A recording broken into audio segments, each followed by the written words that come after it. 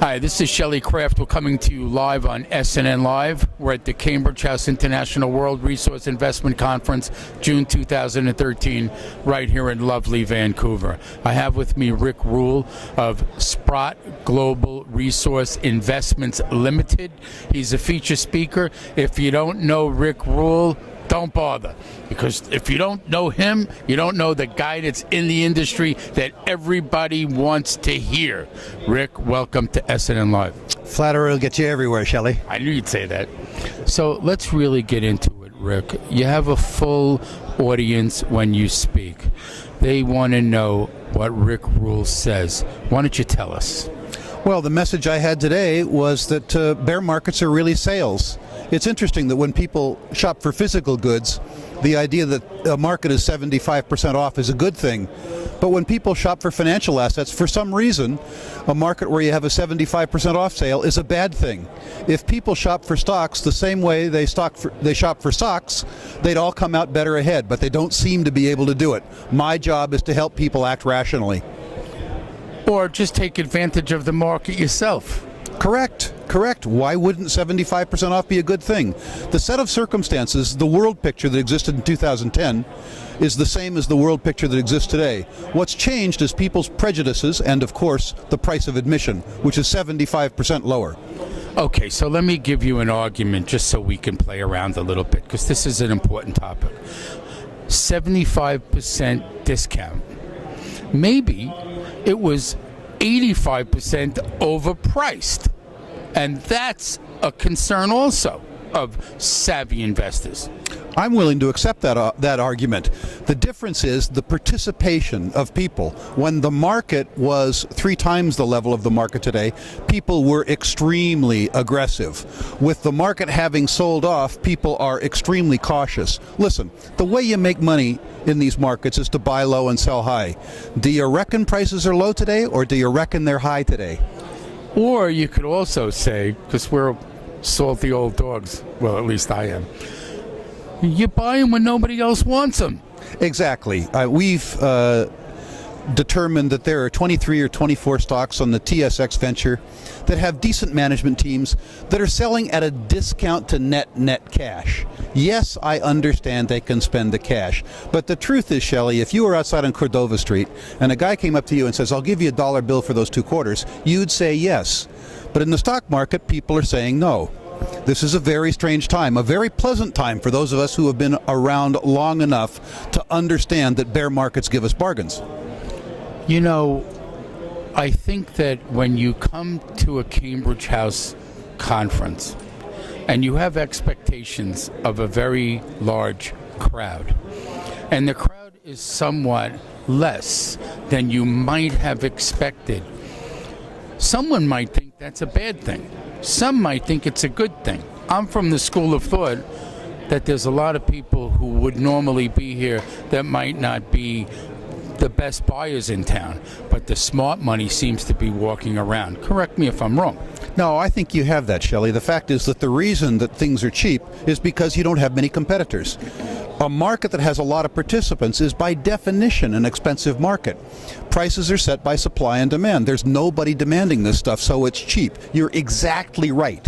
The scarcity of attendees here is very, very, very bullish. People are talking their book in every way, shape, or form, and the fact that they're not here tells you they're absent from the market, which means, by definition, the market's cheap. There's no players. And it's not, I mean, why does a company come here if not to find and speak to new investors, right? But a lot of them that are new investors might be coming in because the timing is right. The new money that we're talking to at Sprott, be it from sovereign wealth funds, be it from large mining companies, is money that understands that it's going to require a 5-year duration or a 7-year duration. The money that's leaving the market is money that has apoplexy having to hold stock over a long weekend. Or scared money. Correct. So, I mean, really what's happening in this money is that you're changing weak hands for strong, which is what always happens in a bear market. In a bull market, you always change strong hands for weak. You distribute. This is natural and normal, just like day follows night. So, where do you go in terms of which particular resource above another?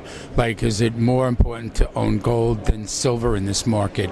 Do you shed those and go for copper, zinc? I mean, or do you play around in the rare earths? I mean, these are the questions that I want to know. That depends on your thesis. Eric Sprott is a directional investor, and he's extremely aggressive, so he's a silver player. I don't know, I guess I'm psychotic. I'm a gold investor because I'm afraid. I buy things for insurance. I'm a platinum and palladium investor because the industry doesn't earn its cost of capital, so I think platinum and palladium has to go up. I'm a uranium investor for the same reason. The industry makes the stuff for $70 a pound, it sells it for $40 a pound, tries to make it up on volume. Either the price of uranium goes up or the lights go off.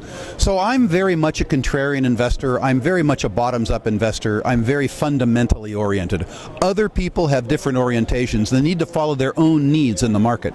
And then the last question that I want to ask you is, what's the relativity from what we can take from resources as opposed to the overall economy? Well, I think that all basic production functions, like natural resources, are more capital intensive and more cyclical than the general economy. The thing that differentiates these businesses from a financial point of view is their extraordinary cyclicality and volatility. If you're going to invest in resource-based businesses, you have two choices. You can be a contrarian or you can be a victim. Those are your only two choices. The general market is much more tolerant, although perhaps not as tolerant as many people think it is. But with resources, it is capital intensive and it is cyclical, and you need to know that all the time. What do you have as a comment on the bull market in the United States? Because it's having record prices. The Dow Jones Industrial Average every day is going to a new record. Standard & Poor's, they don't even know how they got this high, but they are. And so how do where's the balance actually between what you're saying should happen and what actually is happening? Well, I have a mixed response to that. In the first instance, I don't think that the U.S. economy is as strong as many people think it is. I also think that people are being driven into the mainstream equity markets in a search for yield. And if you put money in the bank, you practically have to pay them a check to take your deposit. So people are drawn towards dividends. If the interest rate rises, the capitalized value of those distributions falls, which will be an unpleasant surprise for people. The other side of that is that the very best U.S. industrial companies are extraordinary world beaters. They're very, very, very good companies. And I suspect if people owned a small selection of the highest quality companies, for 10 years they would have a positive outcome. But they might not have a good outcome next year or the year after. So what you are saying is, if I had to summarize it in one simple word, I would say rotation. Yeah, absolutely. And I think people are buying the market because it's up. That's very stupid. If you went to shop for a sweater, it was $70 last week, it's $90 this week. Do you buy it because you think it might be $100 next week? But that's the way people buy stocks. If they're buying stocks, they're not going to have enough money for a sweater. There you go. There you go. So let's ask, where do you think the next quarter takes us? And that'll be my last question. And I just want to know. I come to you for direction, Rick. Shelley, unfortunately, I have no earthly idea. What I have learned is that bear markets usually end in catastrophic capitulation sell-offs, which I haven't seen yet. I've seen ugly declines, but I haven't seen 2 weeks of no bid market. I'm not saying that past is prologue. I don't know. All I'm saying is that the type of capitulation selling which characterized the last 3 bear markets that I personally experienced is a type of capitulation selling that I haven't experienced yet. So, ladies and gentlemen, you better go out and buy your socks and sweaters right away. So, what is your website? www.sprottglobal.com. That's SPROTTGLOBAL.com. Ladies and gentlemen, Rick Rule, Sprott Global Resource Investments Limited. He is the featured speaker at this conference. I'm Shelley Kraft. This is SNN Live. We're at the Cambridge House International World Resource Investment Conference, June 2013, right here in Vancouver. Rick, good seeing you. Thank you, Shelley. Pleasure.